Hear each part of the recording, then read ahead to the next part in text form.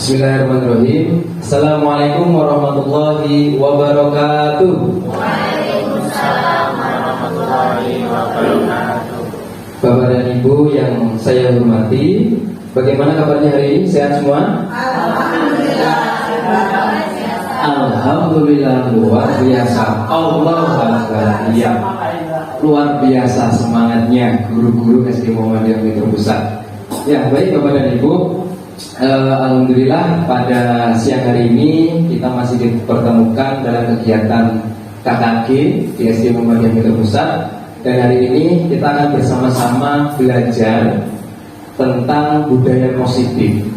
Bagaimana budaya positif itu dapat timbul di SD Muhammadiyah. Nanti kita akan sama-sama belajar seperti apa membentuk budaya positif di sekolah. Baik Bapak dan Ibu, sebelum kita mulai, saya ingin mengajak Bapak dan Ibu untuk bergerak terlebih dahulu dengan senam aram samsam. Moga Bapak dan Ibu dipersilakan untuk berdiri. Oke.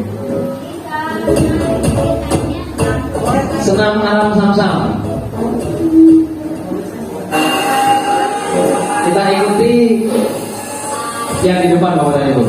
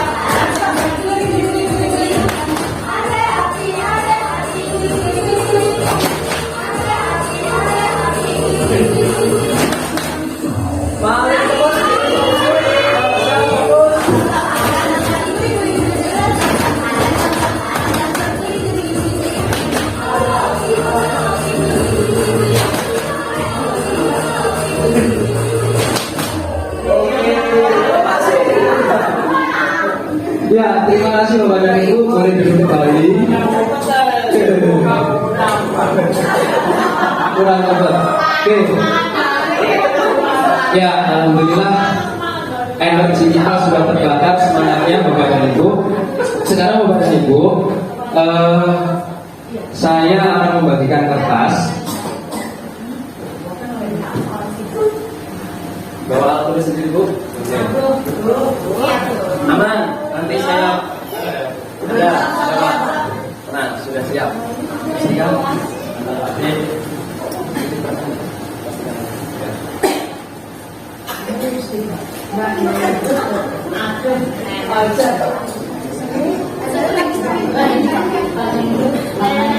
Alat tulisnya ada.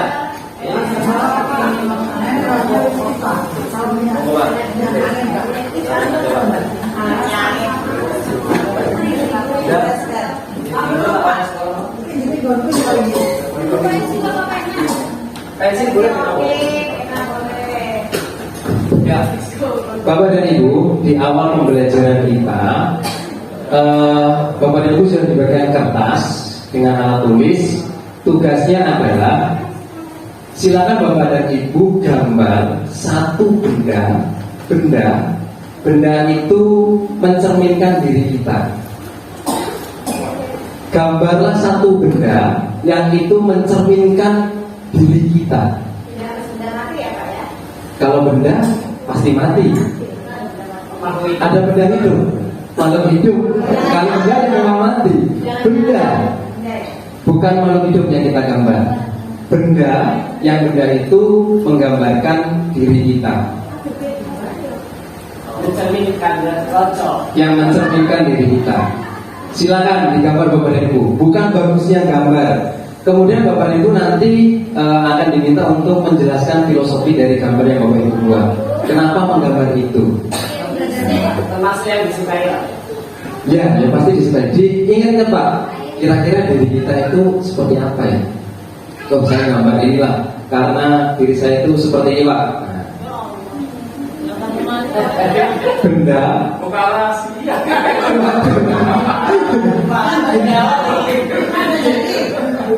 Tunggu, oke, tunggu.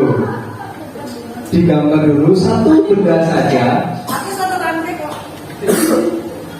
Yang nanti Bapak Ibu diminta untuk menjelaskan filosofi dari benda yang Bapak Ibu buat. Kok gambar benda itu? Yang itu mencerminkan diri kita.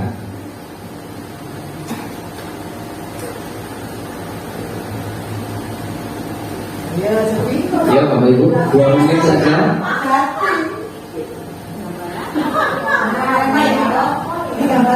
Apa ya? Bingung mencerminkan dirinya. Ibu, dipikirkan kira-kira benda apa yang setidaknya itu menggambarkan diri kita.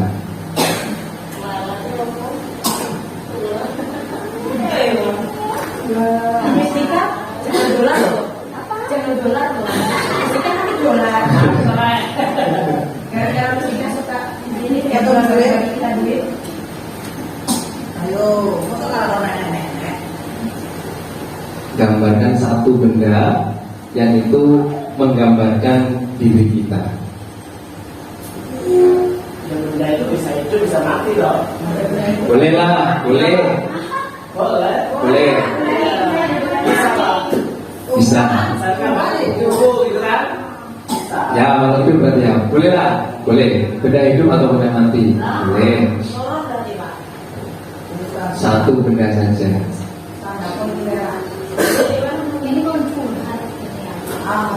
Curhat bisa.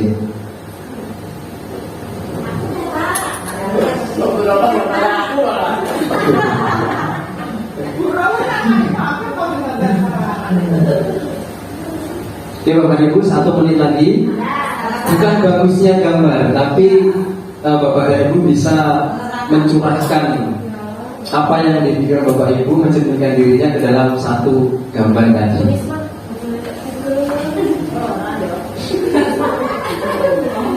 Oke, sudah selesai ya? Oke, kalau sudah selesai, saya berikan kesempatan kepada siapa yang mau menjelaskan terlebih dahulu. Boleh, Bu. Benar. Diperlihatkan gambarnya. Kami berdiri, kemudian diperlihatkan gambar. Boleh dilihat gambar apa anak? Gambar. Ini adalah gambar. Ya, mobil. Mengapa saya menggambar sebuah mobil? Karena saya adalah sebagian yang ada di dalam mobil. Contohnya, sekolah kita ini besar, ibarat sebuah mobil. Mobil ini kalau tidak komplit, maka tidak akan jalan. Maka saya adalah sebagian. Mungkin saya bisa dikatakan metilnya, atau saya banyak, atau saya bisa dikatakan kabelnya atau lampunya. Itulah saya. Jadi saya sebagian yang ada di sekolah ini. Maka tanpa ini komplit, tanpa saya, maksudnya kalau saya ini pentilnya, maka tidak akan bisa jalan mobil. Terima kasih. Luar biasa, beri tepuk tangan untuk Bu Nurjana. Bu Nurjana boleh menunjuk temannya untuk Pak Habib. Iya, Pak Habib diberikan hak spesial dari Bu Nurjana. Monggo Pak. Di situ boleh sambil berdiri Pak. Assalamualaikum warahmatullahi wabarakatuh. Baik Bapak Ibu, jangan kaget gambarnya. Gambar apa? Padi. Pohon padi dan ada padinya. Saya menggambar ini sedikit menggambarkan diri saya. Tidak banyak ya, sedikit. Yang pertama, padi ini adalah salah satu makanan pokok bangsa kita. Maka kalau tidak ada padi ini, apa yang terjadi? Kelaparan di mana-mana. Maka kalau tidak ada Pak Habib, ya, bukan mencari Pak Habib itu maksudnya. Orang banyak membutuhkan saya gitu ya Pak. Itu yang pertama. Walaupun yang kaya sih kuliah itu. Ini yang pertama. Yang kedua, ini sumber penghasilan pokok juga bangsa kita. Jadi kalau ketemu saya ya mendapatkan sesuatu yang positif gitu loh ya, bukan yang jelek. Ketemu Pak Habib itu saya tidak mendapatkan sesuatu yang jelek. Saya mendapatkan bermanfaat maksudnya. Kemudian yang terakhir, padinya merunduk. Nah, ini pepatah semakin berisi semakin menunduk. Orang yang berilmu itu tidak boleh semakin mendongak atau sombong. Kita harus merendahkan diri kita, tidak sombong. Kita harus menunduk ya. Terima kasih Pak Hendra ini. Oke, sampai dari saya. Terima kasih. Ya. Assalamualaikum warahmatullahi wabarakatuh. Beri tepuk tangan untuk Pak Habib, luar biasa. Pak Habib menggambar padi. Kata kuncinya semakin berisi, dia semakin merunduk. Oke, satu lagi diberikan kesempatan atau Pak Habib menunjuk perwakilan berurutan sempat ya. Oke, Pak Atta. Pak Jani silakan. Oh Pak Atta, oh Pak Atta, perwakilan dari kelas 4 ini. Gambarnya apa?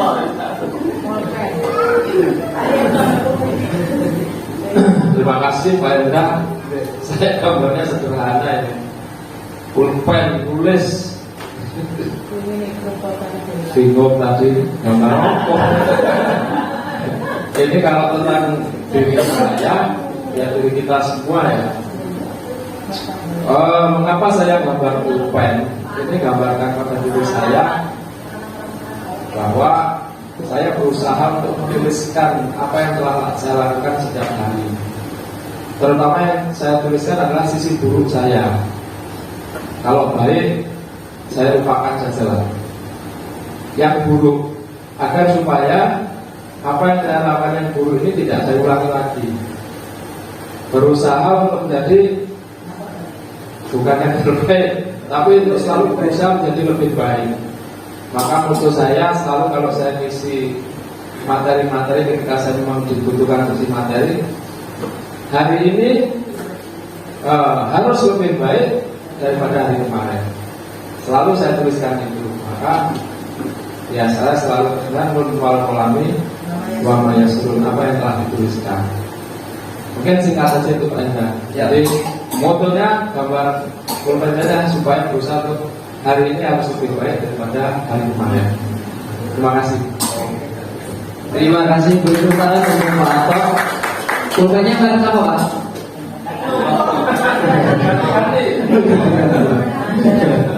Oke, baik Bapak dan Ibu, cukup ya. Itu tadi sedikit untuk bagaimana kita mampu mengidentifikasi diri kita. Betul yang dikatakan Pak Ato. Jadi setiap hari, setiap apa yang kita lakukan perlu adanya introspeksi untuk kita mencoba supaya menjadi lebih baik lagi. Oke Bapak dan Ibu, kita lanjutkan.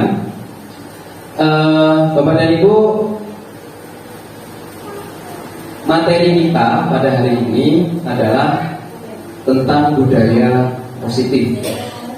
Di sini kita sama-sama belajar Bapak dan Ibu. Kami di guru penggerak ini bukan bermaksud untuk menggurui, tapi justru kita bersama-sama untuk belajar. Saya juga masih banyak belajar, dan inilah yang kami dapatkan. Dan tugas kami untuk membagikan kepada rekan-rekan guru yang lain. Mudah-mudahan itu bermanfaat untuk kita dan membawa baik untuk sekolah kita. Oke Bapak dan Ibu, salam dan bahagia ini motonya di guru penggerak Bapak dan Ibu. Salam dan bahagia.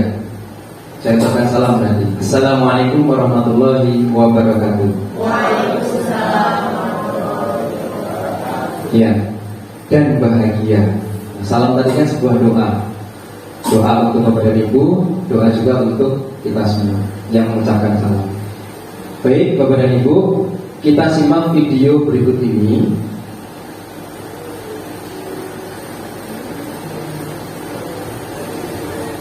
Mungkin Bapak dan Ibu tidak asing dengan video ini. Kita simak bersama. Bernard Bir ngomong.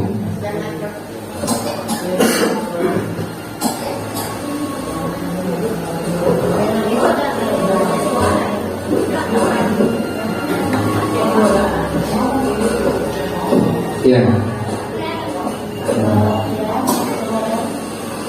Kita saksikan Bapak dan Ibu.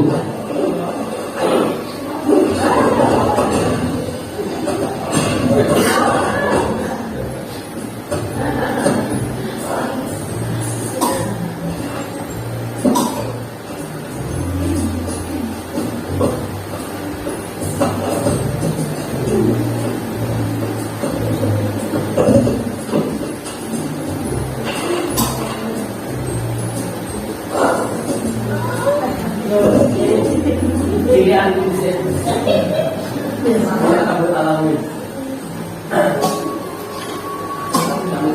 Bapak dan Ibu dicermati videonya.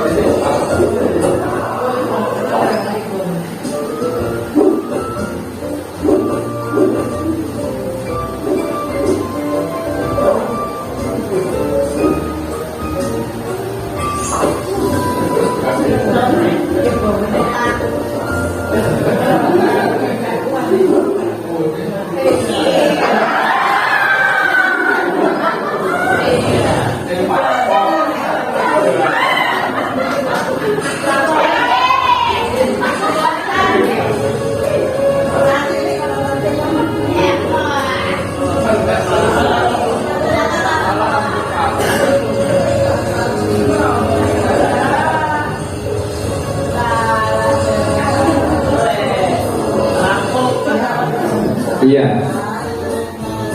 Baik, Bapak dan Ibu. Ya. Tadi sudah kita saksikan bersama cuplikan dari Bernabit ya. Kemudian Bapak dan Ibu pertanyaannya, apa pembelajaran yang bisa kita ambil dari video tersebut? Monggo satu atau dua orang yang mau mencoba untuk menyimpulkan dari video yang sudah kita lihat tadi. Monggo, mantap. Kalau melihat materi videonya, kalau emang itu bukitnya es, itu kalau 100% es, ibaratnya seseorang itu untuk memecahkan suatu masalah itu tanpa analisa terlebih dahulu, langsung ke pokok masalah tanpa mencari mengapa kok terjadi masalah ini. Lah itu kan es, mengapa kok harus dipanjat gitu? Sudah susah payah sampai atas mencair bawahnya, ngapain harus dipanjat? Gak dipanjat itu sudah esnya udah turun. Kecuali kalau memang dalam masalah itu ada yang bisa dipecahkan, artinya maksudku di es itu dalamnya gunung, tapi di lapisan itu nggak mungkin kalau ambruk. Tapi kalau diperhatikan tadi kan masalahnya itu 100% es. Mengapa harus digali? Makanya menghadapi masalah itu harus dianalisa terlebih dahulu. Mengapa kok terjadi ada masalah? Berarti kalau itu berarti harus gunung itu es murni atau dalamnya bukit yang tertutup es. Kalau bukit itu murni es, ya nggak usah dipanjat, nggak usah ditebing, nggak usah dipanjat. Tapi kalau itu dalamnya memang bukit dan itu memang cocok untuk olahraga panjat tebing. Artinya, ketika kita akan memecahkan suatu masalah itu harus diawali dengan analisa terlebih dahulu. Mengapa ada masalah itu? Kalau saya gitu Pak Edna, terima kasih. Terima kasih banyak Pak Atta. Betul banget Bapak dan Ibu. Ada yang lain Bapak dan Ibu? Mungkin melengkapi atau saya menangkapnya seperti ini. Tadi kan si beruang ini berawal dari rumahnya. Kemudian apa yang dilakukan oleh si beruang di rumahnya? Dia mempersiapkan segala sesuatunya. Mungkin ada yang mau menambahkan? Atau cukup? Pak Habib.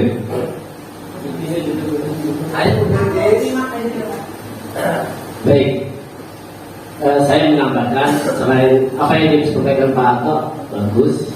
Sesuatu itu harus dianalisa, dipersiapkan. Jadi yang dari video ini adalah si beruang ini sudah mempersiapkan untuk melakukan sesuatu dengan sebaik-baiknya. Ya, walaupun dalam kenyataannya di lapangan itu kondisinya tidak seperti apa yang dibayangkan, tapi dia tetap dalam keadaan semangat, senyum, tidak ada rasa takut untuk menaklukkan apa yang akan dia muncul dengan berbagai rintangan, bahkan mengancam nyawa diri sendiri, ya kan, sampai jatuh. Kemungkinan itu mati itu. Tapi karena film kartun ya mati lah. Mungkin itu Pak Hendra tambahan dari saya. Terima kasih. Baik, terima kasih Pak Habib. Bapak dan Ibu. Ya, benar sekali apa yang disampaikan oleh Pak Atta, kemudian Pak Habib, bahwa si beruang ini tadi punya tujuan Bapak dan Ibu. Si beruang ini tadi punya misi. Apa misinya? Yaitu mencapai, ingin mendaki gunung es tadi. Dia mempersiapkan segala sesuatunya, palu, kemudian ini kacamata. Tapi benar yang dikatakan Pak Habib, pada praktiknya ketika mendaki gunung es tadi, ternyata mengalami kendala, mengalami masalah. Jatuh palunya, dua-duanya jatuh yang untuk memegang tadi. Tapi akhirnya dia tersadar, dia tetap tersenyum, kemudian semangat. Apa yang tersadar? Dia ternyata memiliki potensi di dalam dirinya. Dengan apa? Dengan cakarnya tadi Bapak dan Ibu. Ternyata dia memiliki kekuatan yang lebih dari palu tadi. Dari cakarnya ini tadi dia bisa mendaki dengan mudah, bahkan sambil atraksi naiknya tadi, nggak pelan-pelan lagi, ngejut, salto. Nah, giliran sudah sampai tujuannya, apa yang diimpikan, dia sampai puncaknya, tapi ternyata dia terlena. Bahwa gunung es tadi yang dikatakan Pak Atta betul. Gunung es itu kalau di video tadi ada nggak itu benar-benar gunung atau murni es, sehingga ketika dijelok-jelok tadi akhirnya malah roboh. Apa yang ingin dia capai akhirnya runtuh. Nah, oke, jadi itu sedikit gambaran Bapak dan Ibu untuk bagaimana kita mencapai sebuah tujuan atau sebuah misi. Nah, di budaya positif ini Bapak dan Ibu, bukan tugas hanya satu orang, tapi tugas kita bersama untuk bagaimana menciptakan budaya positif di sekolah kita. Oke Bapak dan Ibu, ini materi pembelajaran kita Bapak dan Ibu. Disiplin positif, nilai-nilai kebijakan universal, teori motivasi, hukuman, penghargaan, restitusi, keyakinan kelas, kebutuhan dasar, banyak sekali. Ini materi ini saya dapatkan kurang lebih 2 minggu, hampir setengah bulan. Kalau kita ringkas sampai saat ini, di pertemuan ini ya Dan kita usahakan semaksimal mungkin. Tadi malam sudah tak ringkas supaya padat dan bisa tersampaikan. Oke, Bapak dan Ibu, ini tujuan pembelajaran kita.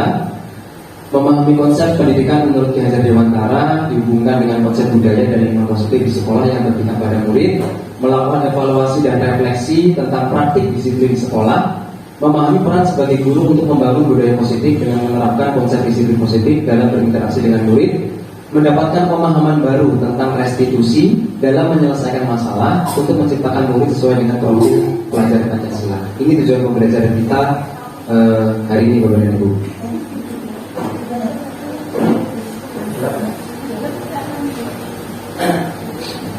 Pertanyaan romantik. Nah, ini Bapak dan Ibu.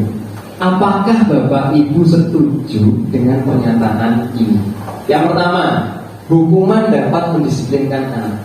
Yang kedua, pemberian hukuman dengan hal positif seperti membaca atau membersihkan halaman sekolah dapat meningkatkan disiplin anak. Kemudian yang ketiga, memberi penghargaan dapat meningkatkan motivasi belajar anak. Setuju Bapak dan Ibu dengan pernyataan ini? Setuju dan tidak setuju ya? Oke, kita lanjutkan. Disiplin positif dan nilai-nilai kebajikan universal. Nah, Bapak dan Ibu, ada kegiatan mengepalkan tangan. Tangan kanan Bapak dan Ibu ini kita gunakan, ya sebenarnya perlu secari kertas, tapi tidak perlu kita pakai secari kertas. Di tangan kanan ini, bayangkan saja di tangan kanan Bapak dan Ibu adalah sesuatu yang paling berharga dalam diri Bapak dan Ibu. Itu di sebelah kanan. Pikirkan Bapak dan Ibu, sesuatu yang paling berharga dalam diri kita. Boleh keluarga, boleh apa segala macam, suami, istri, anak. Pokoknya di kanan ini adalah sesuatu yang paling berharga. Kemudian genggam dengan erat. Nah, kemudian yang tangan kiri ini adalah orang lain. Nah, tugas tangan kiri adalah untuk membuka tangan kanan Bapak dan Ibu supaya rahasia atau sesuatu yang berharga itu bisa terbongkar, diambil oleh orang lain. Dirayu, dibujuk, diancam, dihardik, bahkan disuap, bahkan apa saja agar membuka kepalan tangan kita. Pertanyaannya, apa yang terjadi Bapak dan Ibu? Sebelah kanan itu sesuatu yang paling berharga dalam diri kita. Gak boleh orang lain itu mengambilnya, bahkan mengetahuinya, menyentuhnya sekalipun, karena itu sesuatu berharga dalam diri kita, dalam hidup kita. Nah ini tapi ada teman atau orang lain yang berusaha untuk rayu, mencoba, bahkan mengancam, menyuap untuk buka. Apakah Bapak dan Ibu mau membukanya? Iya, mempertahankan. Baik itu dibujuk, dirayu, begini sudah 50.000, 100 juta begini. Nah, itu kan ternyata ada. Baik, yakin Bapak dan Ibu, artinya dari pembelajaran ini, nah, ini Bapak dan Ibu, teori kontrol. Ilusi guru mengontrol murid. Kita tidak dapat memaksa murid untuk berbuat sesuatu jikalau murid tersebut memilih untuk tidak melakukannya. Murid mengizinkan dirinya dikontrol. Jadi kenapa murid kita itu nurut sama kita? Ya karena memang dia mengizinkan. Seperti tadi, kalau kita izinkan orang lain itu untuk, ya sudah nggak apa-apa, akhirnya dia mau terbuka. Tapi kalau nggak mengizinkan, susah. Ilusi itu apa sih Bapak dan Ibu? Ilusi ya nggak mungkin lah bahasanya ya, angan-angan lah, sesuatu yang tidak terjadi. Ilusi bahwa kritik dan membuat orang merasa bersalah dapat menguatkan karakter. Nah ini, mengontrol murid menuju pada identitas gagal. Mereka belajar untuk merasa buruk tentang diri mereka. Kadang-kala sulit bagi guru untuk mengidentifikasi bahwa mereka sedang melakukan perilaku ini, karena seringkali guru cukup menggunakan suara halus untuk menyampaikan pesan negatif. Jadi anak dibuat merasa bersalah. Nah, yang kasih makan itu Mbak ini lo kasih sama guru-guru. Ini guru udah capek-capek. Ternyata kritik ini tidak dapat menguatkan karakter seseorang. Dia akan merasa diri dia semakin bersalah dan merupakan orang yang gagal. Ilusi bahwa semua penguatan positif, efektif dan bermanfaat. Nah ini Bapak dan Ibu, segala usaha untuk mempengaruhi murid agar mengulangi suatu perilaku tertentu adalah suatu usaha mengontrol murid tersebut dalam jangka waktu tertentu. Murid tersebut akan menyadarinya dan mencoba untuk menolak rujukan kita, atau bisa jadi murid tersebut menjadi tergantung pada pendapat sang guru untuk berusaha. Penguatan dan nasihat berarti ya Bapak dan Ibu yang kita berikan kepada anak, itu pun ternyata ya tidak dapat dalam jangka waktu yang lama si anak itu dapat disiplin, dapat menjadi lebih baik. Oke, lebih baik diam. Keempat, ilusi bahwa orang dewasa memiliki hak untuk memaksa. Banyak orang dewasa yang percaya bahwa mereka memiliki tanggung jawab untuk membuat murid-muridnya berbuat hal tertentu. Apapun yang dilakukan dapat diterima selama ada sebuah kemajuan berdasarkan sebuah pengukuran kinerja. Pada saat itu pula, orang dewasa akan menyadari bahwa perilaku memaksa tidak akan efektif untuk jangka waktu panjang dan sebuah hubungan permusuhan akan terbentuk. Apalagi dipaksa. Namanya paksaan, oke, pada saat itu melakukan, tapi akhirnya akan timbul sebuah permusuhan. Oke, kita bahas ini materi ini. Siapa sesungguhnya yang memiliki kontrol? Ya, yang memiliki kontrol diri kita kepada ini. Murid kita yang memiliki kontrol, ya diri mereka masing-masing. Tidak ada yang bisa untuk membuat kontrol itu supaya terbuka. Seperti ini tadi, kita mau membuka sesuatu yang berharga bagi seseorang, kalau kita nggak mengizinkan, ya nggak akan mungkin kita bisa melakukan itu, memberikannya begitu saja. Oke, stimulus respon Bapak dan Ibu. Kita mencoba mengubah orang agar berpandangan sama dengan kita. Teori kontrolnya, kita berusaha memahami pandangan orang lain tentang dunia. Perilaku buruk dilihat sebagai suatu kesalahan. Teori kontrol, semua perilaku memiliki tujuan. Nah, nanti akan kita bahas secara detail. Orang lain bisa mengontrol saya. Teori kontrol yang benar adalah hanya Anda yang bisa mengontrol diri Anda, bukan orang lain. Saya bisa mengontrol orang lain, Anda tidak bisa mengontrol orang lain, karena orang lain kontrolnya pada diri dia sendiri. Pemaksaan ada pada saat rujukan gagal. Kolaborasi dan konsekuensi menciptakan pilihan-pilihan baru. Ya. Disiplin positif. Oke, nanti lanjut saja Bapak dan Ibu. Ya, Ibu. Makna disiplin Bapak dan Ibu berasal dari bahasa Latin disiplina yang artinya belajar. Makna asal dari kata ini berkonotasi dengan disiplin diri dari murid-murid Socrates dan Plato pendapatnya. Disiplin diri membuat orang menggali potensinya menuju sebuah tujuan apa yang dihargai. Namun dalam budaya kita, makna kata disiplin ini telah berubah menjadi sesuatu yang dilakukan seseorang pada orang lain untuk mendapatkan kepatuhan. Harus disiplin, apa-apa harus disiplin, seragam. Kecenderungan umum adalah menghubungkan kata disiplin dengan ketidaknyamanan, bukan dengan apa yang kita hargai atau pencapaian suatu tujuan mulia. Oke, ini nilai kebajikan universal Bapak dan Ibu. Nilai kebajikan itu sifat-sifat positif manusia yang merupakan tujuan mulia yang ingin dicapai setiap individu. Banyak nilai positif seperti beriman. Kalau ini yang dijelaskan profil pelajar Pancasila, tujuan kita bersama yang digalang-galangkan oleh Menteri Pendidikan, beriman, bertakwa kepada Tuhan Yang Maha Esa dan berharap mulia, mandiri, bernalar kritis, berkebinekaan global, gotong royong dan kreatif. Dan masih banyak lagi nilai-nilai yang lain. Oke, Bapak dan Ibu, teori motivasi. Nah, merdeka menurut Ki Hajar Dewantara, merdeka itu artinya tidak hanya terlepas dari perintah, akan tetapi juga cakap buat memerintah diri sendiri. Ini pendapat dari Ki Hajar Dewantara. Nah, pertanyaan yang penting, mari kita tanyakan dari diri kita, bagaimana kita berperilaku Bapak dan Ibu? Mengapa kita melakukan segala sesuatu? Apakah kita melakukan sesuatu itu karena adanya dorongan dari lingkungan, atau dorongan dari orang lain. Terkadang kita melakukan sesuatu karena kita menghindari rasa sakit atau ketidaknyamanan. Terkadang kita juga melakukan sesuatu untuk mendapatkan apa yang kita mau. Oke, kita lanjutkan kemudian Ibu. Ini teori motivasi perilaku manusia. Jadi untuk membentuk budaya positif, yang harus kita awali dengan motivasi. Nah, motivasi mana yang paling kuat untuk mewujudkan disiplin positif? Yang pertama, untuk menghindari ketidaknyamanan atau hukuman apa yang akan terjadi apabila saya tidak melakukannya. Ini motivasi dari luar atau eksternal kepada itu. Kalau saya tidak melakukan ini, maka saya akan ditegur.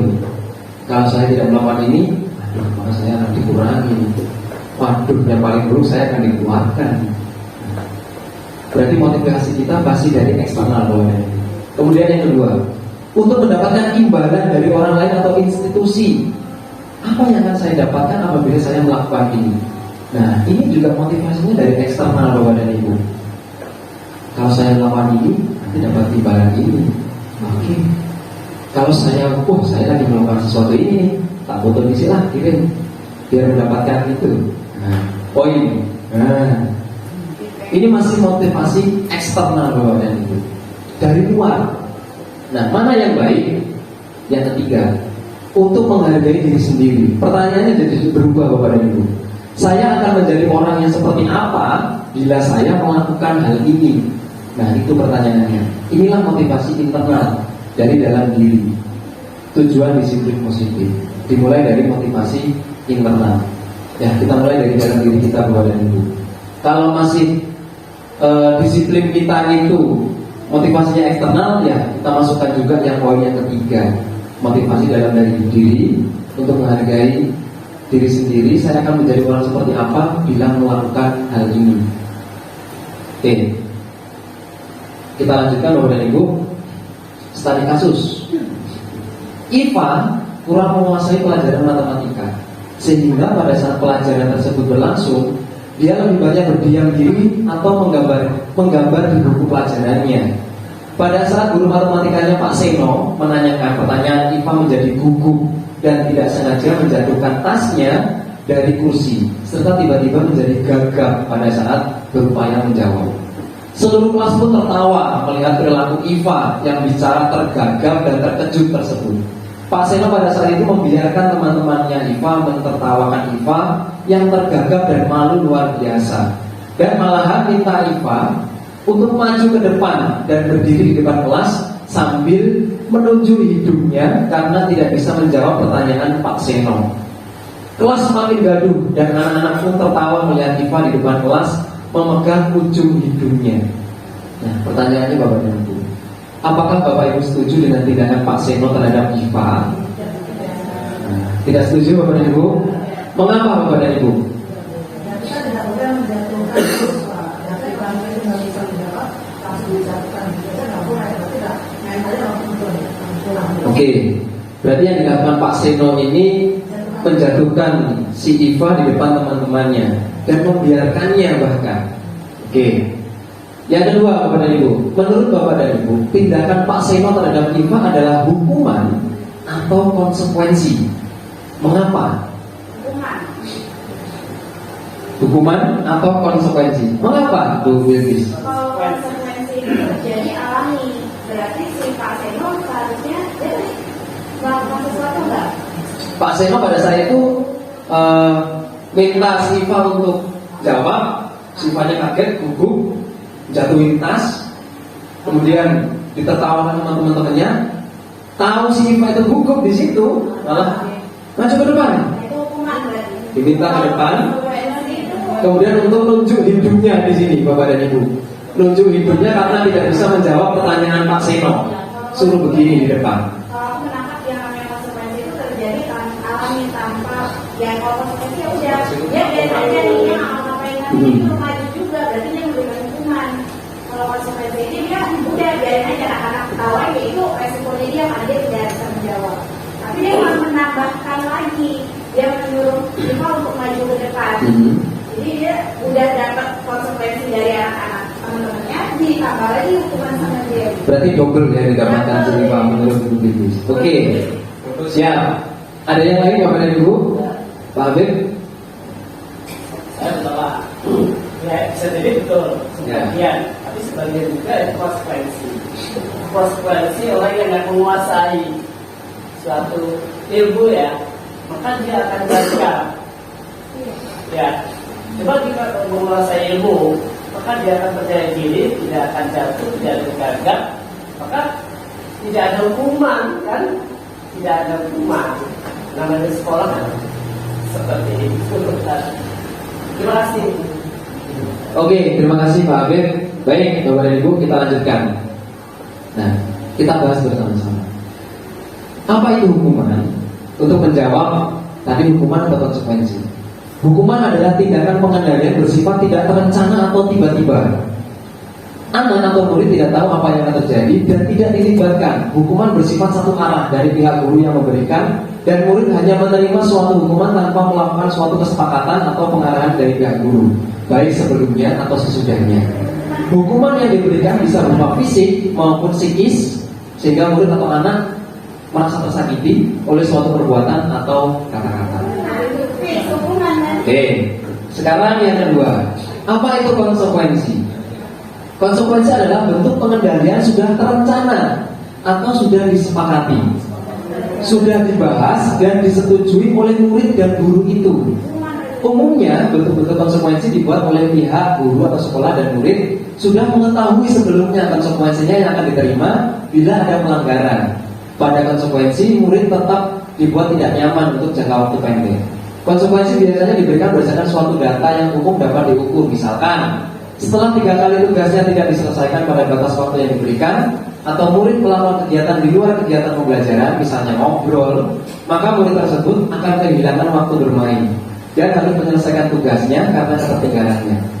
Peraturan dan konsekuensi yang mengikuti ini sudah diketahui sebelumnya oleh murid. Nah, berarti yang dilakukan oleh Pak Seno tadi hukuman atau konsekuensi benar Ibu?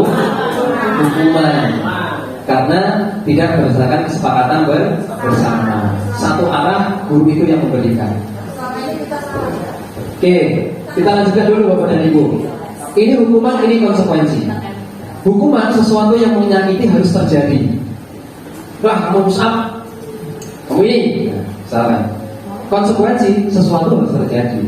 Hukuman membuat anak sakit fisik maupun hati untuk jangka waktu yang sangat lama. Kalau konsekuensi membuat anak merasa tidak nyaman dalam jangka waktu pendek. Anak membenci kedisiplinan. Kalau konsekuensi, anak menghargai disiplin. Hukuman itu paksaan, tapi kalau konsekuensi, stimulus dan tanggapan. Hukuman mendorong anak menyakiti diri sendiri. Kalau konsekuensi mendorong anak agar mudah menyesuaikan diri. Hukuman konsep diri yang buruk, kalau konsekuensi konsep diri yang baik. Hukuman anak belajar untuk menyembunyikan kesalahan karena takut dihukum. Kalau konsekuensi anak belajar untuk mematuhi peraturan. Marah, rasa bersalah, dipermalukan, merasa tidak dihargai, itu hukuman. Kehilangan hak, dibuat tidak nyaman, diasingkan untuk sementara atau time out. Jadi Bapak Ibu sudah bisa membedakan hukuman dan konsekuensi. Kalau konsekuensi itu sudah disepakati oleh kita dan siswa. Jadi sudah paham. Ada yang datang terlambat, kesepakatan kelas kita ternyata murojaah atau apa kesepakatan kita. Atau ketika terlambat, ya dia ada tugas lain yang harus dikerjakan. Tapi dia sudah tahu, bukan terlambat. Oke, sana kamu. Nah, itu hukuman. Oke, kita lanjutkan Bapak dan Ibu. Oke, ada contoh mencatat 100 kali di dalam buku kalimat saya tidak akan terlambat lagi karena terlambat sekolah. Konsekuensi atau hukuman Bapak Ibu? Alhamdulillah, betul. Lari mengelilingi lapangan basket 2 kali karena terlambat hadir di sekolah. Konsekuensi atau hukuman? Ayo. Hukuman. Oke. Murid diminta untuk push up 15 kali karena tidak menggunakan masker ke sekolah. Hukuman. Oke. Sebentar, berarti belum clear ini. Oke, kita clearkan dulu. Menggantikan kertas tugas teman yang telah dicoret-coret. Konsekuensi atau hukuman? Konsekuensi. Oke. Di sini sudah mulai tergambar bahwa konsekuensi itu apa yang dilakukan itu harus berhubungan Bapak dan Ibu. Ada efeknya. Kalau tidak membawa masker dengan push up kan tidak ada hubungannya. Nah, apalagi masuk WC misalkan, nah itu tidak ada hubungannya. Oke, lanjut. Membersihkan tumpahan air di meja tulis karena tersenggol pada saat belajar. Konsekuensi. Oke. Murid tidak disuruh untuk mengenakan sepatu seharian di sekolah karena tidak mengenakan sepatu yang warnanya hitam. Konsekuensi atau hukuman? Seharian di sekolah karena tidak mengenakan sepatu hitam. Hukuman Bapak dan Ibu. Karena tidak mengenakan. Dia murid tidak disuruh untuk mengenakan sepatu seharian. Seharian dia nggak pakai sepatu Bapak Ibu gara-gara nggak pakai sepatu warna hitam.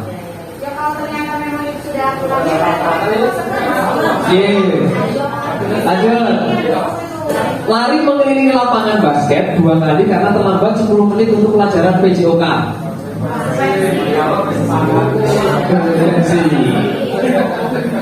Oke, kita lanjut dulu Bapak Ibu. Pertanyaan romantik. Ada hubungannya. Jadi pegawai banyak banget nih. Benar-benar kerja lembur, banyak apa yang semua. Lanjut dulu.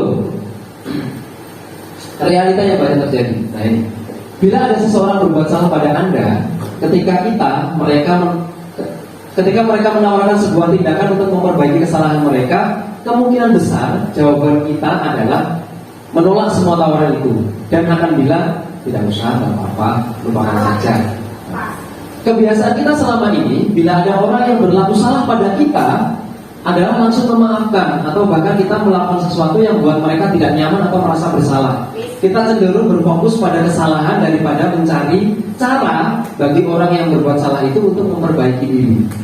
Kita lebih fokus pada cara mereka membayar akibat dari kesalahan mereka daripada mengembalikan harga diri mereka. Membuat kondisi menjadi impas menjadi lebih penting daripada membuat situasi menjadi benar. Realita yang terjadi. Apa yang kita lakukan? Nah ini Bapak Ibu.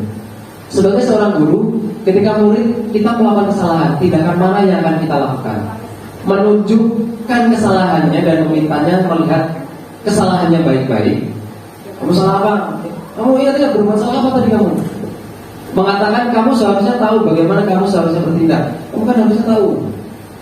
Mengingatkan murid Anda akan kesalahannya yang sama di waktu sebelumnya. Masih mengulangi lagi. Kemarin kan sudah seperti ini, sekarang seperti ini lagi. Bertanya padanya, kenapa kamu melakukan sesuatu yang seharusnya tidak kamu lakukan? Mengkritik dan mendiamkan. Kalau kita melakukan tindakan-tindakan di atas Bapak dan Ibu, mungkin kita akan membuat murid merasa menjadi anak yang gagal. Pertanyaannya sekarang, bagaimana sebaiknya respon kita bila ada murid kita melakukan kesalahan? Nah, jawabannya di sini Bapak Ibu. Istilah yang muncul dengan restitusi. Ini yang saya dapatkan di guru penggerak, restitusi. Saya yakin Bapak dan Ibu sebenarnya sudah melakukan restitusi ini, tapi istilahnya saja yang kita mungkin baru mengetahui beberapa. Tapi sebenarnya sudah melakukan. Oke, restitusi adalah proses menciptakan kondisi bagi murid untuk memperbaiki kesalahan mereka sehingga mereka bisa kembali pada kelompok mereka dengan karakter yang lebih kuat. Restitusi juga merupakan proses kolaboratif yang mengajarkan murid untuk mencari solusi untuk masalah mereka dan membantu murid berpikir tentang orang seperti apa yang mereka ingin menjadi tujuan mulia dan bagaimana mereka harus memperlakukan orang lain. Nanti akan kita bahas secara lanjut untuk restitusi Bapak dan Ibu. Ciri-ciri restitusi bukan untuk menebus kesalahan, namun untuk belajar dari kesalahan, memperbaiki hubungan, tawaran yang kita berikan kepada anak, bukan paksaan. Restitusi menuntut untuk melihat ke dalam diri, mencari kebutuhan dasar, fokus pada solusi, mengembalikan murid yang berbuat salah pada kelompoknya. Oke. Kelihatan kan Bapak dan Ibu?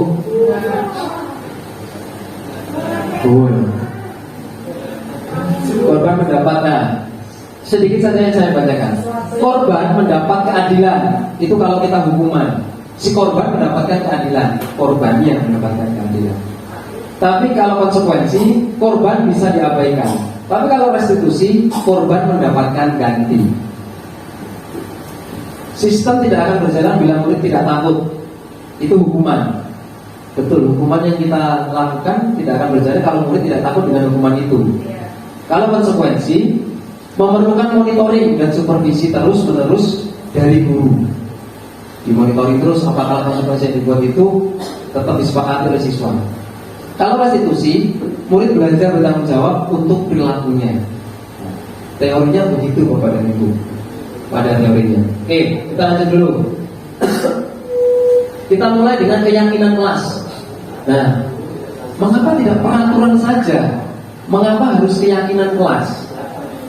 Ini pertanyaannya Bapak dan Ibu. Mengapa kita memiliki peraturan harus menggunakan helm bila mengendarai kendaraan roda 2? Peraturan ya. Mengapa kita memiliki peraturan 3M? Menggunakan masker, mencuci tangan, dan menjaga jarak 1,5 meter. Mengapa kita memiliki peraturan harus datang tepat waktu pada saat mengikuti pelatihan? Ini peraturan-peraturan begini. Untuk mendukung motivasi intrinsik, kembali ke nilai-nilai atau keyakinan lebih menggerakkan seseorang dibandingkan mengikuti serangkaian peraturan-peraturan. Nah, maksudnya Bapak dan Ibu, mengapa kita memiliki peraturan harus menggunakan helm bila mengendarai kendaraan roda 2? Ya, itu karena aturan. Itu kalau kita fokusnya ke aturan. Coba kalau kita fokusnya ke nilai atau keyakinan. Nilai apa ketika kita menggunakan helm saat berkendara Bapak dan Ibu? Nilai apa yang muncul di situ? Keamanan. Oke, melindungi anggota tubuh kita dari benturan ketika terjadi benturan misalkan atau kecelakaan. Untuk perlindungan mungkin ada debu, bisa pakai helm. Nah, ini yang kita maksud Bapak dan Ibu. Jadi fokus kita bukan setelah aturan lah orang dibilang polisi. Menjaga, menggunakan masker, mencuci tangan, terus aturan atau dinas kesehatan menemui. Nah, tapi nilai yang kita yakini dalam diri kita, oh iya itu untuk menjaga karena ini situasinya sedang tidak aman. Untuk menjaga saya ketika pulang ke rumah supaya keluarga aman juga.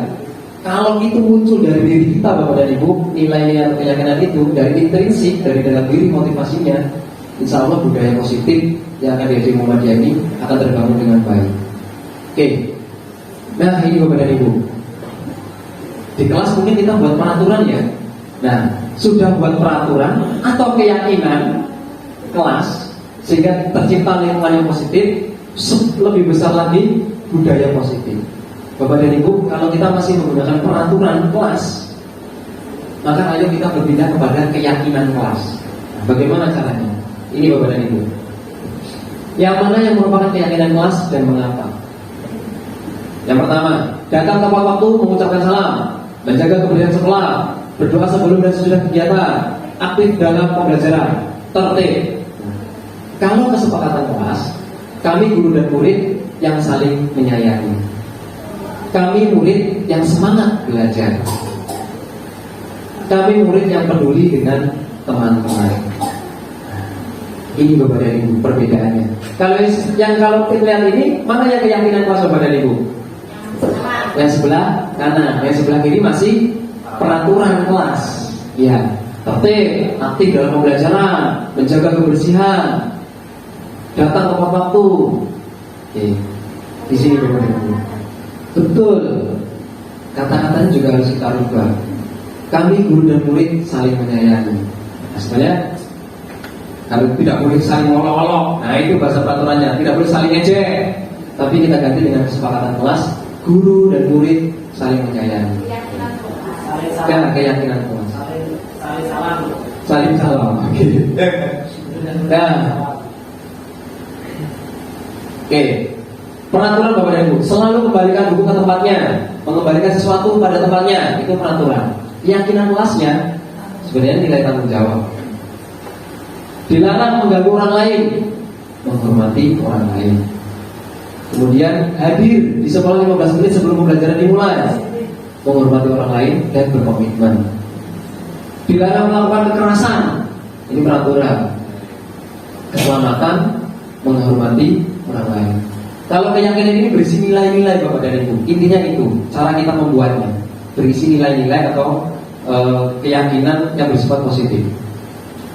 Kesehatan sebenarnya, dilarang menggunakan narkoba. Bergantian atau menunggu giliran, menghormati orang lain dan bersabar nilai yang akan diujikan. Gunakan masker, kesehatan, keselamatan. Jangan berlari di kelas atau koridor, keselamatan dan keamanan. Oke. 5 posisi kontrol guru dalam menyelesaikan masalah. Nah ini Bapak dan Ibu, rontok guru. Jam berapa Pak? 5 posisi kontrol guru dalam menyelesaikan masalah. Nah, sebelumnya Bapak dan Ibu, ini kebutuhan dasar manusia. Kita dan murid, ya kita semua lah, memiliki kebutuhan dasar. Yang pertama, kasih sayang dan rasa diterima. Nah itu sudah pasti. Kita memerlukan kasih sayang dan rasa diterima. Kemudian kesenangan. Balon gimana? Anda duit ya. Kesenangan. Kesenangan orang dewasa berbeda Pak ya. Kalau anak-anak balon seneng Pak. Penguasaan. Juga. Kemudian kebebasan. Dan yang di tengah adalah bertahan hidup. Ini kebutuhan dasar manusia. Ada 5 Bapak dan Ibu kebutuhan dasar manusia. Nah, Bapak dan Ibu, apa yang terjadi ketika kebutuhan dasar manusia ini tidak terpenuhi di dalam diri kita? Apa yang terjadi? Kalau misalkan Ibu Bilkis, kasih sayang dan rasa diterima di sekolah ini tidak terpenuhi di dalam diri Ibu Bilkis, apa yang akan muncul perilaku dari Ibu Bilkis?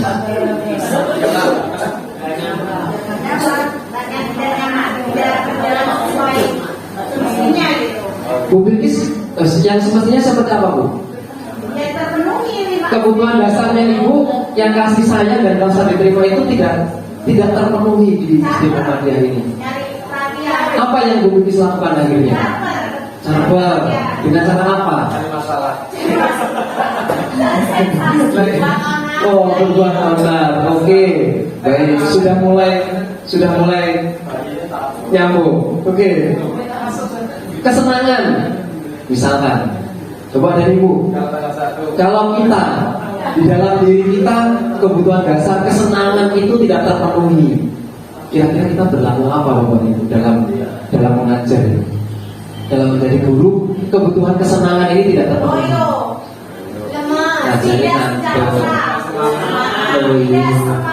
Tidak semangat. Oke. Kesenangan ini macam-macam Pak ya. Kalau di sini balon. Tapi kalau Bapak dan Ibu, saya yakin kesenangannya ya masing-masing. Saya ngeresin senang ya segala macam. Dakwah, jalan-jalan, mungkin senang makan-makan. Nah, kesenangannya masing-masing. Makanya disebut kesenangan. Kemudian kebebasan, tidak dibatasi, tidak harus. Akhirnya begini terus. Ya, Bapak dan Ibu, artinya ketika kebutuhan 5 kebutuhan dasar manusia ini tidak terpenuhi, yakin pasti ada saja yang dilakukan dan itu hal yang dilakukan cenderung negatif.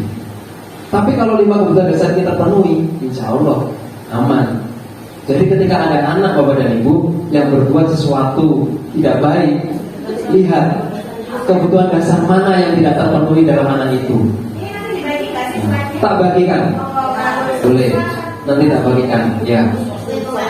Jadi Bapak dan Ibu, seperti yang terjadi di Iva tadi. Si Iva kan memang dia nggak suka matematika. Nah, kita harus menganalisis sebenarnya nggak sukanya itu dengan apanya dulu. Mana yang salah? Dengan gurunya, dengan cara guru mengajarnya, dengan bahasa gurunya, atau kesulitan dengan mata pelajarannya, atau aspek yang lain, kebutuhan dasar mana yang tidak terpenuhi. Wah, pinter ini. So, jadi Bapak dan Ibu,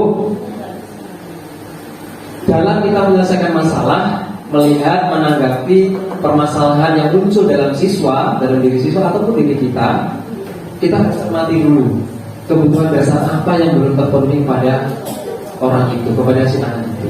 Ketika sudah terpenuhi, insya Allah aman, bisa lanjut. Selesai. Lagi materi konseling Bu Ibu. Biasa.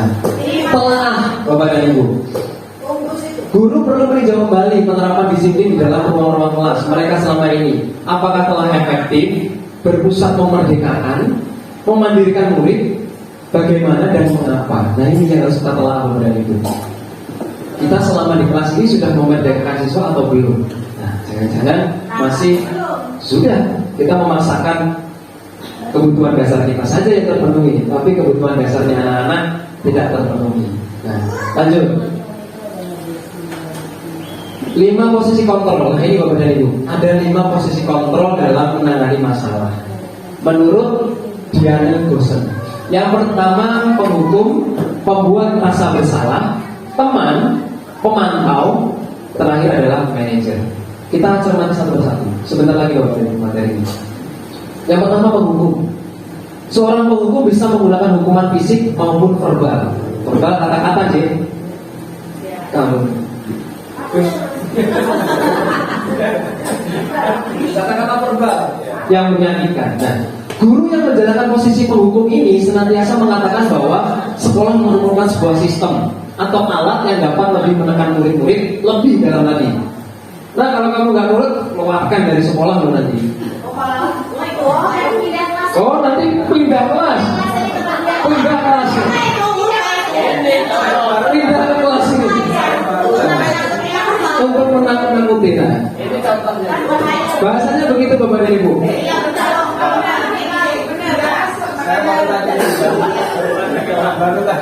Kalau kontrol penghukum, dia akan berkata seperti ini Bapak dan Ibu. Patuhi aturan saya. Awas kalau iya, memang begitu ekspresinya. Itu, nah, oke.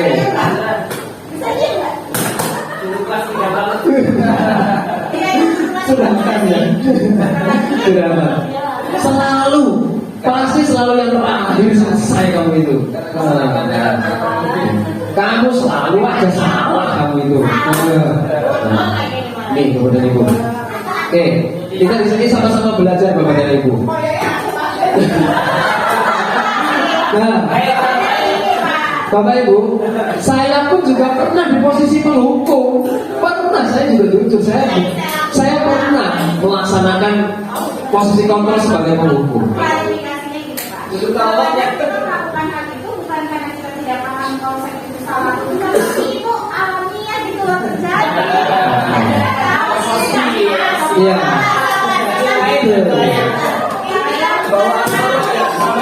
Oke. Nah, ini Bapak dan Ibu, guru seperti ini senantiasa percaya bahwa hanya ada satu cara agar pembelajaran bisa berhasil, yaitu cara dia. Semua saja. Kalau di rumah kenduk malah tua. Baik, kita lanjutkan. Nah, ini yang kedua Bapak dan Ibu, pembuat rasa bersalah. Pada posisi ini biasanya guru akan bersuara lembut Bapak dan Ibu. Jadi dia akan membuat rasa bersalah, akan menggunakan keheningan yang membuat orang lain merasa tidak nyaman, bersalah atau rendah diri. Kata-kata yang muncul, ibu sangat kecewa sekali sama kamu. Yang kedua, berapa kali Bapak harus memberitahu kamu, nak gimana coba? Kalau orang tua kamu tahu, gak kasihan sama orang tuanya di rumah sudah cari uang. Kenapa kamu di sekolah kok cuma seperti ini? Nah, gak kasihan sama bapak ya, nah, bapak sama ibu, nah, pulang sekolah masih ngapain? Nah, posisi kontrol kita berarti berada di sini Bapak dan Ibu. Pembuat rasa bersalah. Jadi anak kita buat dia itu merasa bersalah. Banget.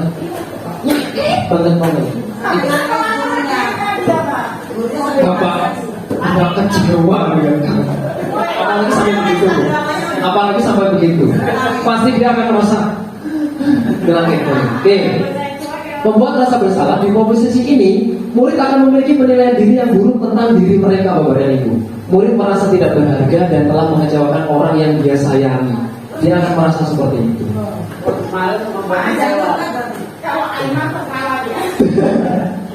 Oke, kita lanjutkan Bapak dan Ibu. Nah, ini posisi kontrol sebagai teman. Nah, mungkin kita juga pernah seperti ini. Guru pada posisi ini tidak akan menyakiti murid, namun akan tetap berupaya mengontrol murid melalui persuasi atau pendekatan. Oke. Posisi teman pada guru bisa negatif ataupun positif. Positif di sini berupa hubungan baik yang terjadi antara guru dan murid, sudah pasti. Guru di posisi teman menggunakan hubungan baik dan humor untuk mempengaruhi seseorang. Kata-kata yang muncul, ayolah nak, Bantu Pak Guru, nak. Ayo nak, semangat, yuk. Semangat, yuk, cari gol. Yuk, bisa. Kontrol kita sebagai teman. Mas Pur sering melakukan kontrol sebagai teman ketika melatih anak-anak futsal. Ayo, semangat lagi. Yuk kita. Tidak mana? Ayo ingat tidak bantuan Bapak selama ini. Jadi dia lebih humor Bapak dan Ibu. Menganggap ya kita teman sama si anak. Ya sudah, kali ini sudah tak apa-apa. Nanti Bapak ini dulu. Ya sudah, tak apa-apa nak. Nanti gampang lah nanti Ibu. Anaknya jantuin aja. Oh nggak apa-apa nak. Nanti Pak Gurunya membayar. Ini kontrol sebagai teman. Oke. Nah, ini Bapak dan Ibu. Bapak dan Ibu, hal negatif dari posisi teman adalah bila suatu saat guru tersebut tidak membantu. Nah, suatu saat guru tersebut tidak membantu, karena dia akan ketergantungan dengan guru itu. Karena merasa aku sama Pak itu udah banget. Tapi ketika tidak dibantu, maka murid akan kecewa. Murid merasa dikecewakan dan tidak mau lagi berusaha. Hal lain yang mungkin timbul adalah murid hanya akan bertindak untuk guru tertentu dan tidak untuk guru lainnya. Murid akan tergantung pada guru tersebut. Ini posisi kontrol teman. Saya pun pernah seperti ini Bapak dan Ibu, dikontrol teman. Ini memantau. Memantau berarti mengawasi. Pada saat kita mengawasi, kita bertanggung jawab atas perilaku orang-orang yang kita awasi. Posisi pemantau berdasarkan pada peraturan-peraturan dan konsekuensi. Ini kutu buku banget Bapak dan Ibu. Dengan menggunakan sanksi konsekuensi, kita dapat memisahkan hubungan pribadi kita dengan murid sebagai seseorang yang menjalankan posisi pemantau. Jadi kalau pemantau ini dia hafal betul peraturan dari sekolah. Jadi kamu semuanya dikembalikan kepada sekolah. Aturan-aturan. Nah, aturan sekolah itu sudah menggunakan ini. Ada ini, ingat tuh peraturan dari sekolah itu harus seperti ini. Kalau enggak, nanti bisa ini loh. Nah, tuh ingat peraturan ini.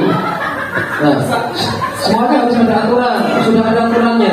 Jadi begini, baju halus dimasukkan, jangan dikeluarkan. Itu aturan. Ini aturan. Ingat peraturannya apa di sekolah? Pakai seragam HW.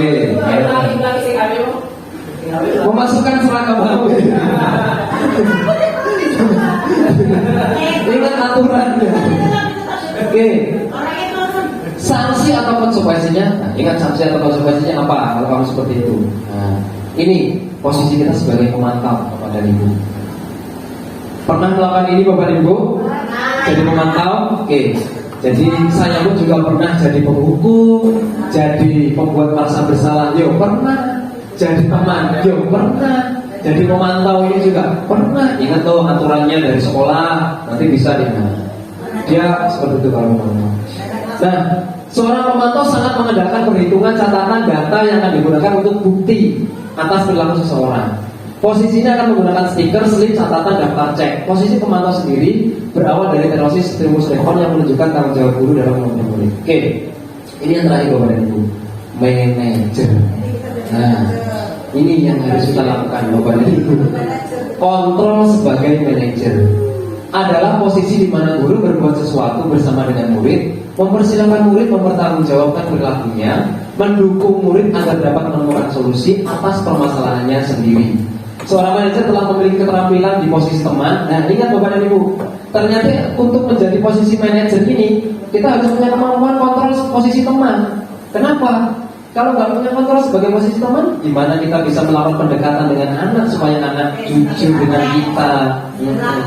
Supaya dia mau. Saya yakin Bapak dan Ibu sudah melaksanakan posisi kontrol manajer ini.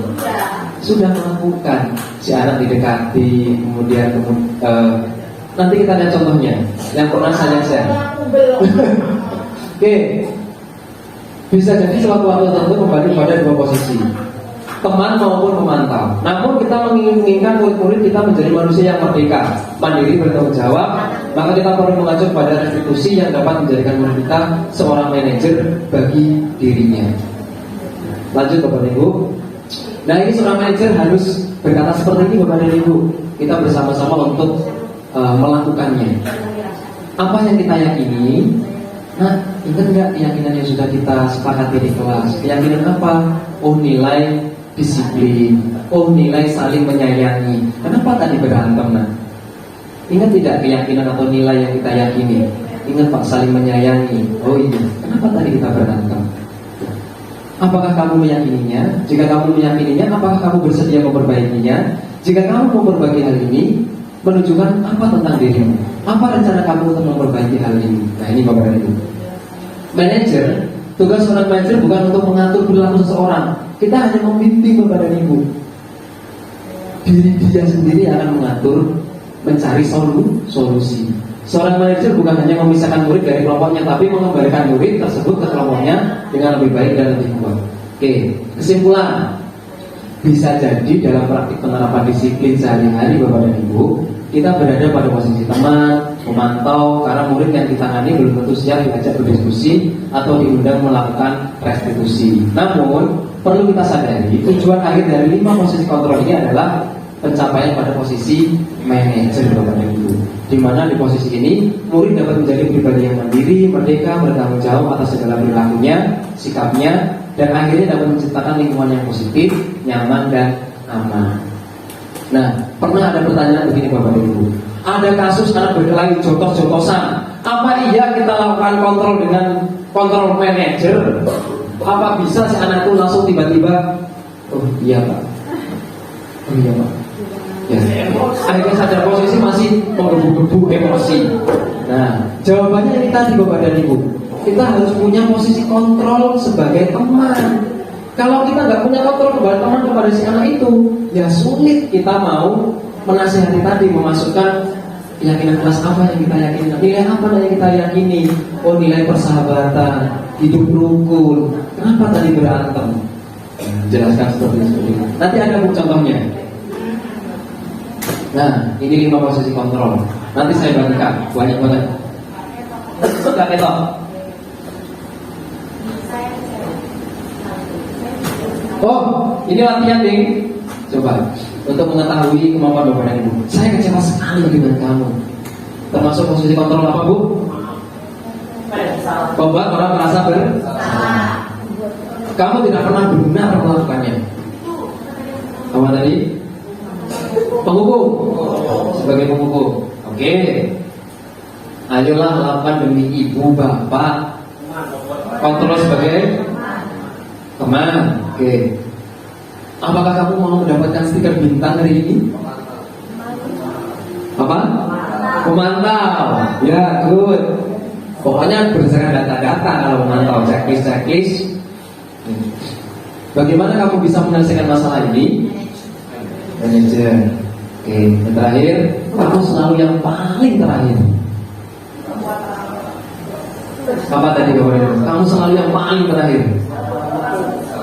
Penghukum. Ya, kamu yang paling terakhir. Oke, ini Bapak dan Ibu. Manajer, kontrol manajer itu harus mengetahui segitiga restitusi. Yang pertama, menstabilkan identitas. Yang kedua, validasi kebutuhan. Yang ketiga, menanyakan keyakinan. Jam berapa Bapak Ibu? Oh, kurang. Masih ada waktu. Dikit lagi. Menstabilkan identitas. Langsung ke contoh saja ya, biar enak menjelaskannya. Slide 59. Kisah ringkas Bapak Ibu. Maksud saya selalu siap.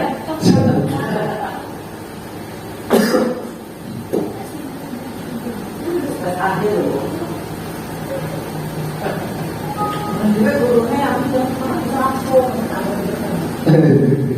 Sebentar lagi Bapak Ibu.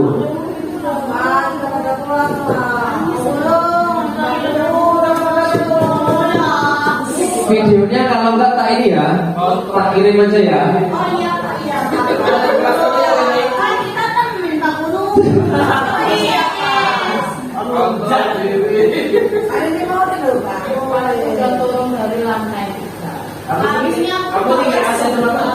Kamu nggak asal sama Pak Guru Mama. Pak Guru sudah buat saya bahagia ya. Membuat merasa benar.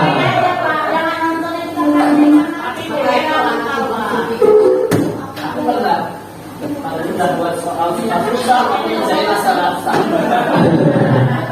Saya yakin Pak Kabir semuanya pernah melakukan posisi tadi. Ya mungkin bisa dibilang manusiawi ya Pak ya. Manusiawi. Iya. Tapi nggak cocok Di bawah. bukan pada tempat. Waktu ini masih baku-baku. Pak Guru suaranya habis, ribut, ngobrol. Nah ini Bapak dan Ibu sedikit contoh praktik restitusi.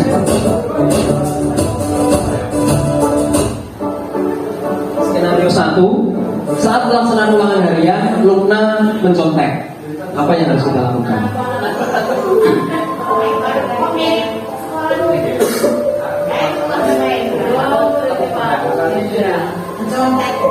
Ya, ini yang dilakukan Lukna.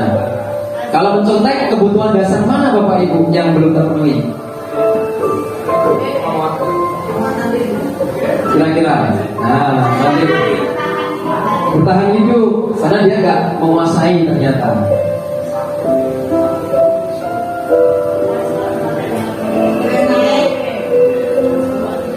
Ya. Yang nyontek dosa. Nah ini Bapak dan Ibu, sedikit caranya. Ya alhamdulillah. Benar, tahu tidak kenapa Pak Hendra panggil ke sini? Tidak tahu. Ya. Nah, tadi saat ulangan waktu di kelas, Pak Hendra melihat jawaban temannya. Tadi teman sebelahnya Azumi. Lukna melihat jawaban temannya apa mencontek. Betul atau tidak Lukna? Betul. Ya, mencontek itu perbuatan yang baik atau tidak? Perbuatan tidak baik. Ya baik. Nah, setiap manusia Tahap yang pertama, menstabilkan identitas. termasuk Pak Hendra juga pernah berbuat salah. Lukna pun juga pernah dengan mencontek tadi, termasuk kita berbuat sebuah kesalahan. Tapi Pak Hendra di sini bukan mau mencari siapa yang salah, tapi Pak Hendra mau membantu untuk mencari solusi supaya Lukna tidak mencontek lagi. Nah, Lukna pasti punya alasan. Kenapa Lukna ini mencontek? Coba cerita sama Pak Hendra. Apa sih alasannya? Tadi malam tidak belajar. Tadi malam nggak belajar. Kenapa nggak belajar? Mainan atau tidur? Mainan. Baik. Berarti ketika Lukna tidak belajar, akhirnya tidak bisa mengerjakan soal. Betul. Ya. Lukna masih ingat tidak keyakinan kelas kita yang sudah kita buat pada pertemuan awal dulu? Ya, apa keyakinan kelas kita? Jujur dalam bertindak. Iya. Lukna yakin bahwa sifat jujur itu kita perlukan dalam diri kita. Yakin? Sifat jujur itu baik untuk kita? Baik. Kalau kita sudah yakin, kira-kira apa yang harus Lukna lakukan supaya Solusinya itu muncul dari siswanya Bapak dan Ibu, bukan dari kita. yang tidak jujur? Nah, apa yang harus Lukna lakukan supaya Lukna tidak mencontek kembali? Belajar terus Mengerjakan semampu mengerjakan semampunya. Oke, kemudian berdoa berdoa kepada Allah. Oke, baik. Lukna sudah tahu apa yang harus dilakukan sudah supaya kita tidak mencontek kembali. Sudah tahu? Baik. Sekarang pertanyaannya, kapan Lukna mau mulai apa yang harus dilakukan? hari ini. Mulai hari ini. Baik. Mulai hari ini kita akan melakukan apa yang sudah dikatakan tadi, belajar, mengerjakan sesuai kemampuan, kemudian berdoa kepada Allah. Ya. Terima kasih Lukna. Aku yakin Lukna dapat menjadi pribadi yang lebih baik lagi, menjadi anak yang solihah, menjadi kebanggaan orang tua. Terus ya, siap untuk menjadi lebih baik. Oke.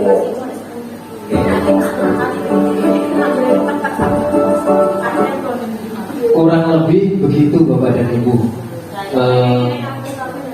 kontrol sebagai manajer dengan segitiga restitusi tadi. Bapak Ibu sudah melakukan ini sebenarnya, saya yakin. Cuman baru tahu saja, oh itu toh yang namanya restitusi. Oh ini toh yang namanya segitiga restitusi. Oh kontrol saya ini sebagai manajer. Oh kontrol saya sebagai penghukum, merasa bersalah sebagai teman, sebagai pemanfaat. Oke Bapak Ibu, terakhir penutup dari saya. Kalau resti dari dulu tahu resti. Refleksi sudah jam 3, pas jam 3 tepat. Terakhir Bapak Ibu, kita mulai dulu dari kelas kita masing-masing. Pertama kita mulai dari kelas kita masing-masing. Dari peraturan-peraturan itu berubah menjadi keyakinan kelas atau kesepakatan kelas. Yuk, gak usah banyak-banyak keyakinan kelas, tapi yang terpenting itu yang disepakati bersama. Keyakinan kelas. Nah nanti kalimatnya sudah betul atau belum? Saya yakin Bapak Ibu sudah paham. Tapi kalau mau sharing-sharing, Pak seperti ini kira-kira gimana? Atau Bu, ini saling bertanya boleh. Nanti supaya kesepakatan kelasnya itu ya tercipta dengan aturan-aturan. Nah setelah Bapak Ibu buat keyakinan kelas, mari kita munculkan juga di dalam diri kita motivasinya Bapak dan Ibu. Meskipun di sekolah kita ada reward atau penghargaan, itu motivasi internal atau eksternal Bapak Ibu? Eksternal. Kalau nggak absen kepotong gajinya, eksternal atau internal? Eksternal. Oke. Itu mungkin baik untuk kita. Maksudnya berhasil. Karena kita mau tidak mau, karena tidak nyaman, dibuat tidak nyaman, akhirnya melakukan. Tapi mari kita bersama-sama Bapak Ibu, kita belajar motivasi yang muncul itu dari diri kita. Termasuk saya pun juga belajar motivasi yang muncul dari dalam diri. Kenapa saya harus absen? Oh ya, jam pulang saya memang jam sekian sampai jam sekian, ya saya harus absen juga. Kenapa saya harus berangkat pagi? Ya karena pagi saya harus menyambut anak, mempersiapkan segala sesuatunya, SP segala macam, itu sebagai tanggung jawab saya. Kalau itu kembali dari dalam diri Bapak Ibu, yakin akan menjalannya dengan ikhlas. Mudah-mudahan dari keyakinan kemudian akan timbul budaya positif. Mari bersama-sama Bapak dan Ibu kita praktekkan posisi kontrol sebagai manajer. Ketika menemui siswa yang berbuat tidak baik, kita pantau dulu, identifikasi dulu kebutuhan apa yang tidak didapat si anak sehingga si anak itu begitu. Jangan langsung seperti Pak Seno tadi menjas bahkan menjatuhkan di depan teman-temannya. Oke Bapak dan Ibu, mudah-mudahan itu sedikit materi ilmu yang bisa saya sampaikan. Mudah-mudahan bermanfaat untuk kita semua. Sekali lagi di sini Bapak dan Ibu, tidak ada guru, tidak ada murid, semuanya kita dalam proses belajar untuk bersama-sama menjadi seorang pendidik yang baik dalam rangka mempersiapkan pendidikan terbaik bagi anak-anak kita, terkhusus untuk terciptanya budaya positif di SD Muhammadiyah Metro Pusat. Terima kasih Bapak dan Ibu sekali lagi atas waktu dan kesempatan yang diberikan. Saya akhiri. Wassalamualaikum warahmatullahi wabarakatuh.